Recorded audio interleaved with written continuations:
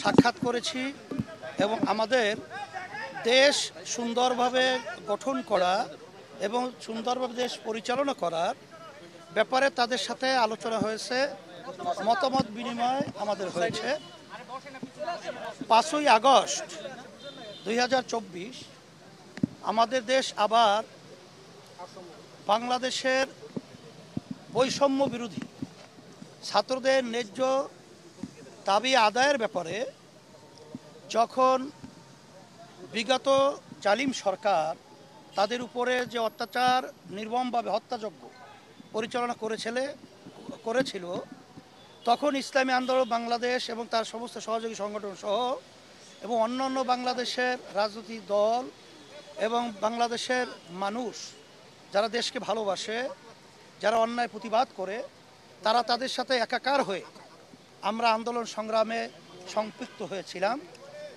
অন্তর্বর্তীকালীন সরকারের দেশ সুন্দরভাবে পরিচালনা এবং সুন্দর সাজানোর ব্যাপারে আমাদেরও একটা দায়িত্ব কর্তব্য আছে বিধায় আমরা দেশ সুন্দর পরিচালনার ব্যাপারে আমরা আমাদের পরামর্শ তাকে দিয়ে আসছি এবং সেও আমাদের সহযোগিতা কামনা করছে এবং আমরাও বলছি যে ভালো কাজের ব্যাপারে, দেশ গড়ার ব্যাপারে আমরা আপনাদের সহযোগিতায় ছিলাম, আছি, থাকবো।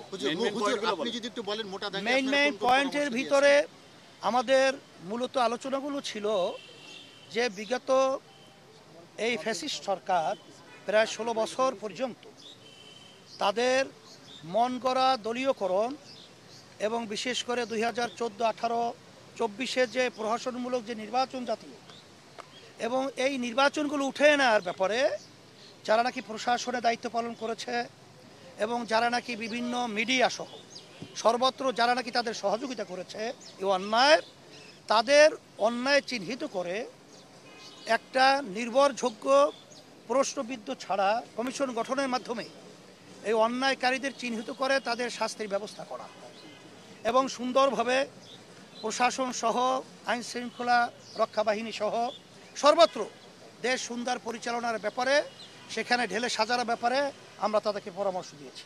নির্বাচন এবং সরকারের মেয়াদ নিয়ে কোনো কথা বলেছেন? সাথে সাথে আমরা বলেছি যে এই সব জায়গাগুলো সুন্দর স্বচ্ছ একটা পরিবেশ তৈরি না হওয়া পর্যন্ত আসলে নির্বাচন যখন দেওয়া হবে তখন আবার ওই আগের সেই ধারাটাই বাস্তবায়নের ক্ষেত্র তৈরি হতে পারে বিধায় আমরা বলেছি যে খুব শীঘ্র আপনারা এই সব জায়গাগুলো সুন্দর পরিবেশ তৈরি করার মাধ্যমে বিশেষ করে বাংলাদেশের আজকে 53 বছর স্বাধীনতার বয়সে যে পদ্ধতিতে নির্বাচন হইতেছে আসলে এখানে দেখা যায় কালো টাকার দৌরত্ব এবং যেটাকে বলা হয় দলীয়করণ, এই পেশি শক্তির মাধ্যমে আসলে মূলত যারা নাকি যোগ্য দেশ পরিচালনার এবং যাদের দেশের প্রেম রয়েছে এই ধরনের লোকগুলা অনেক ক্ষেত্রে দেশ পরিচালনার দায়িত্ব পায় না।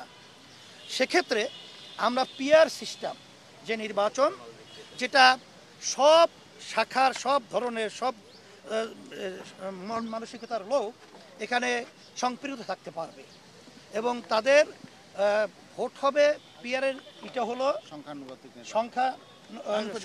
হারে নির্বাচনটা হবে। সেখানে দল এবং মার্কা থাকবে, জনগণ ভোট দিবে এবং সেখানে যেই দল যেভাবে ভোট পাবে সেই অনুযায়ী তাদের প্রতিনিধি সেখানে আপনার পার্লামেন্টে থাকবে, দেশ পরিচালনা করবে। সেখানে সবাই সম্পৃক্ততা সেখানে নিশ্চিত হলো, যার কারণে দেশ সুন্দরভাবে চলবে। এখানে কোনো আর বৈষম্যমূলক বা বিভিন্ন ধরনের নৈরাজ্য সৃষ্টি করার মতো কোনো পরিবেশ থাকবে না। এই আমাদের মানে আপনার কাছে একটা সুনির্দিষ্ট প্রশ্ন, সেটা হলো যে আমরা বলেছি নির্বাচনের পরিবেশ সৃষ্টি হওয়ার সাথে সাথে না আমি একটু বলি, সেটা হলো যে আপনারা এই নির্বাচনী পরিবেশ সৃষ্টির জন্য আপনারা এই সরকারকে কত সময় দিতে চান?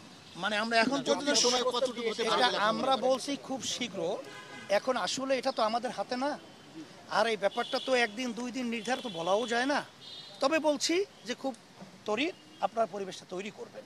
তবে আমরা এখন একটা রোড ম্যাপ ঘোষণা করার জন্য বলছি যে নির্বাচনটা কবে হবে, সময় নির্যুক্তি, কিন্তু একটা রোড ম্যাপ যাতে আমরা নির্বাচনটা কিভাবে হবে এবং কবে আপনারা কিভাবে করবেন একটা রোড ম্যাপের ব্যাপারেও আমরা তাদের সাথে আলোচনা করেছি। সেই শব্দটা আমরা ব্যবহার করেছি খুব শীঘ্র শব্দটা। প্রধান উপদেষ্টা কি বলেছেন আপনাদের? হ্যাঁ, প্রধান উপদেষ্টা আমাদের এই পরামর্শে তারা খুব সাধুবাদ জানিয়েছেন এবং তারা বলছে যে অন্যায় প্রতিবাদে এবং সন্তুষ্ট হয়েছেন এবং এই প্রতিবাদে এবং বিশেষ করে সংখ্যালঘুদের বিশেষ করে যে দুর্গাপূজা সহ আসছে আমাদের সেখানে সহযোগিতা কোনো ধরনের নৈরাজ্য সৃষ্টি না হয় এ ব্যাপারে তারা আলোচনা করেছেন এবং আমরাও আশ্বাস দিয়েছি বা বলেছি যে 5ই আগস্ট যে বাংলাদেশে অভ্যুত্থান হয়েছে সেখানে কিন্তু ইসলামী আন্দোলন বাংলাদেশ সহযোগী সংগঠনগুলো আমরা কিন্তু তাদের মন্দির এবং তাদের জানমাল ইজ্জতের নিরাপত্তার দায়িত্ব আমরা পালন করেছি এবং আমরা সামনে ইনশাল্লাহ করব এবং আপনাদের ভালো কাজে দেশ গড়ার ব্যাপারে আমরা আপনাদের সহযোগিতা করব। আপনারা লিখিত কোনো কিছু দিয়েছেন? হ্যাঁ, লিখিত আমরা প্রস্তাবগুলো দিয়েছি প্রায় লিখিতটা আমরা দিব আপনাদের এখানে আসছে